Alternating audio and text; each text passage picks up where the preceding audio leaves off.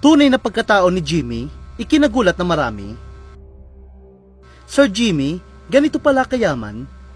Isang nakakagulat na twist sa viral road rage issue sa pagitan ng lady rider na si Yana Botovlog at driver ng pickup truck ang gumulantang sa netizen.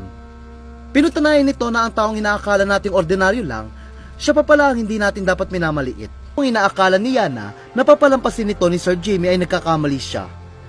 Base sa post ng anak ni Sir Jimmy, hindi sila makikipag-areglo kay Yana at sasampahan nila ito ng reklamo. Aniya, update po, tinutuloy po namin ang pagsampa ng reklamo. Kasunod dito, natuklasan ng netizen na hindi pala basta-bastang tao si Sir Jimmy Pascua.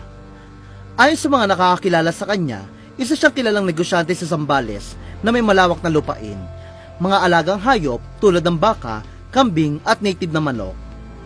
Ang pickup na kanyang minamaneho ay ginagamit lang umano sa paghakot ng graba sa sarili nilang planta. May netizen pa nagsabing may negosyo pa ang pamilya ni Jimmy sa Taiwan.